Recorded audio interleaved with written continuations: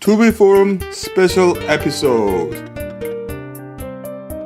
대한민국 정신과 전문의 최성환이 대한신경정신의학회 윤리인권위원회에 당부드리는 말씀. 결국 청문회를 열어 저를 지리코자 했던 대한신경정신의학회 윤리위원회 측이 오히려 저 최성환 전문의에게 거꾸로 청문회를 당하는 모양이 되고 말았습니다.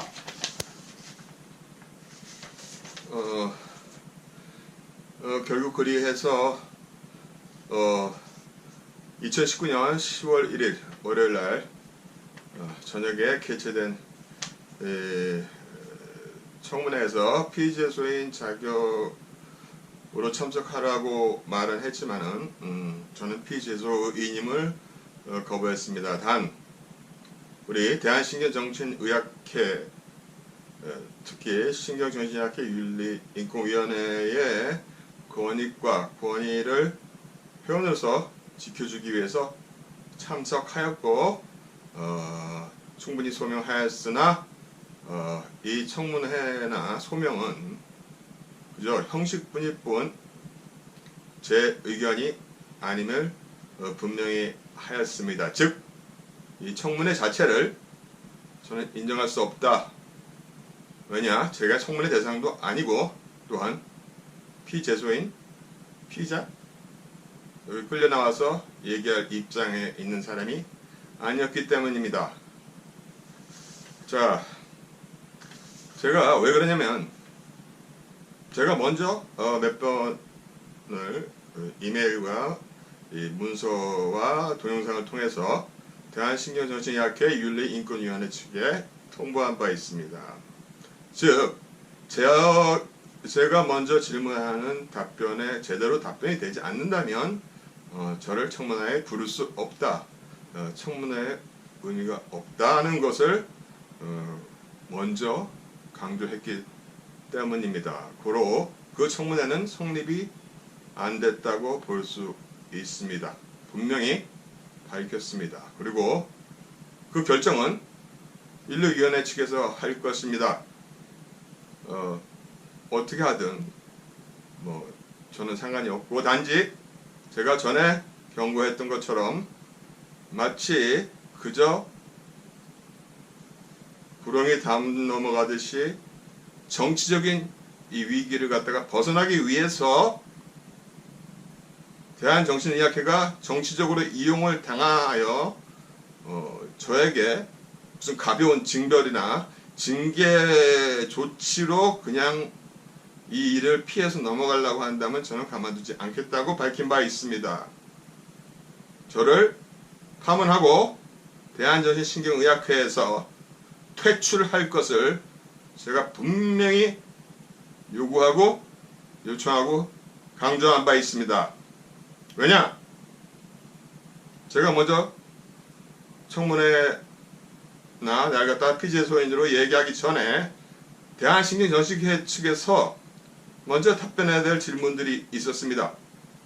첫 번째는 제5조 1항에 근거 본인이 윤리 위반을 한 피제소인이라 불리는 것이 맞는지, 두 번째, 저의 뉴스에 진단이라는 글자가 한 개라도 들어있는지, 세 번째, 사이코패스라는 것이 정신과 진단인지, 즉 DSM, 그 Diagnostic Statistics of Manual이나 ICD, International Classification of Disease에 사이코패스라는 진단명이 존재하는지, 즉 인문학적, 사회과학적 용어인 사이코패스가 어떻게 진단명으로 둔갑될 수 있는지, 네 번째, 논설자가 만약에 정신과 전문의가 본 조국은 히스테리아라고 썼을 경우에는 어떻게 되는 것인지, 즉 혹시라도 과거 수십 년 전에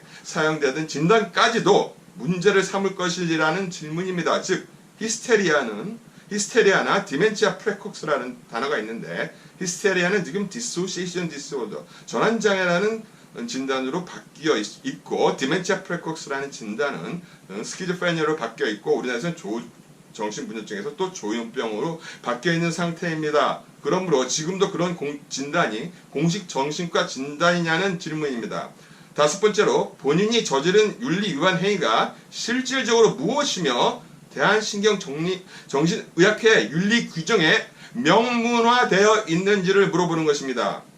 또한 본인이 어떻게 해서 품이나 명예를 실추시킨 것인지, 그리고 비윤리적인 행위를 한 것이 무엇인지를 묻는 것입니다. 저는요, 3,500여 명의 정신의학과 전문의 중에서 정신과 전문의의 진단을 근거로 정신과 병원에 입원한 환자를 2차적으로 다시 재진단하는 자격을 국가와 보건복지부로부터 부여받은 3,500명의 정신과 의사 중 3.5%의 상해에 해당되는 지정 진단 진료 전문의, 기관 전문의, Designated Medical Institution for Diagnosis의 자격을 부여받은 사람이고, 아직 그 자격을 박탈당한 바 없습니다. 이러한 정신과 전문의의 철저한 의견을 무시하시는 것인지, 이러한 사항을 몰랐기에 부르신 것인지, 알고도 부르신 것인지, 학회에서 본인을 위한 청문회를 열지 않고도 충분히 해결할 수 있는 문제를 침소봉대하고 있는 것은 아닌지, 즉 정치권의 눈치를 보고 있는 것은 아닌지를 묻고 싶은 것입니다. 아홉 번째, 귀학회의 정식 회원인 본인이 받아왔던 그동안 그 사이에 육체적, 정신적 충격과 스트레스에 대해 귀학회가 도움을 주기 위해 직접 나서주실 의향이 있는지. 저 엄청난 상처 입었습니다. 고소할 사람도 많이 있습니다. 이 부분이 제일 중요합니다. 즉 귀학회에서 본인을 대신해서 대한신경정신의학회 전문의를 모욕하고 무고한 사람으로 몰아댄 사람들에 대한 고소고발 행위를 학회 측에서 대신 해주겠다는 약속을 할 것인지부터 약속을 받아내야 했습니다. 그러나 처음에 제 질문은 이거였습니다.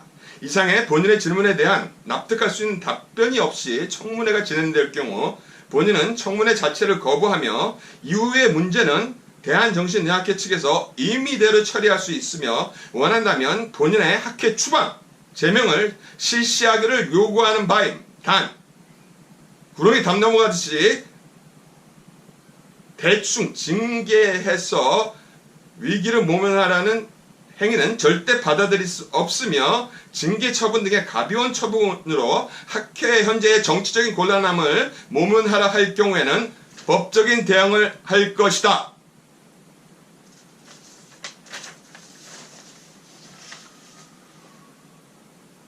또한 대한신경정신의학과 윤리위원님들 이하 윤리위원장, 대한신경정신의학과 이사장님 귀하, 제가 놀란 점이 아주 많습니다. 거꾸로 저를 불러서 청문회를 한다고 하시고서는 준비 안 된 청문회를 하신 것에 대해 매우 실망스럽게 여깁니다.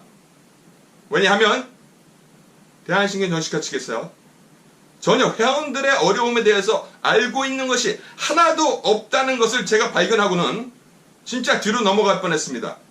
예를 들까요? 마약사범을 신고한 혐의로 개인정보보호법 위반으로 현재 소송 중인 정신과 전문의, 우리 회원이죠. 회원의 상태가 지금 어떻게 되어 있느냐는 저의 질문에 이 사항을 미처 파악하지도 못하고 있었으며, 파악 수준이 아니라 이러한 일이 현재 진행되고 있는 사실조차 인지하고 있지 못하고 있고, 오히려 나에게 그런 사실이 있느냐고 질문하는 정도였으니 제가 얼마나 깜짝 놀랐겠습니까? 심지어는 정신과 전문의 53명이 기소되었던 의정부 사태 법적 진행이 현재 3년째 진행되고 있는데 어떻게 진행되고 있는지조차 파악하지 못한 상태에 있다는 것입니다. 제일 가슴 아픈 건요, 53명이 기소됐죠.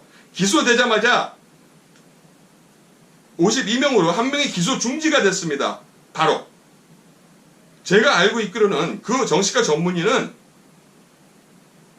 기소를 당한 이후 극심한 불안과 이 고통에 시달리다가 자살을 택해서 죽은 걸로 알고 있어요. 그래서 53명에서 52명으로 기소가 줄어든 겁니다. 이분에 대한 상황이나 신상에 대해서도 대한정신의학회 측에서는 분명히 밝혀줘야 될 것입니다. 또한 정신과 환자 모독과 인격 모독과 정신과 환자를 개보다도 동물보다도 왜 쓰레기나 방사능 물질보다도 못한 사회에서 영원히 추방하고 없어져야 할 대상으로 모독한 인천광역시 서구청장과 그 지역 주민들에 대한 이 고소사건 의협에서 진행 중에 있습니다. 의학협회에서. 그 고소사건에 대한 그 내용조차 전혀 인지하고 있지 못한 상태였습니다. 좋습니다. 감투를 쓴 목만 뻣뻣할 뿐이지 회원들에 대한 내용을 알고 있는 게 도대체 뭡니까? 저는 가만히 보고 있지만은 않겠습니다. 가만히 보고 있지 않겠다는 말이 뭔지 알죠? 좌시하지 않겠다는 뜻입니다. 2019년 10월 13일 최성환 배상 들어주셔서 감사합니다.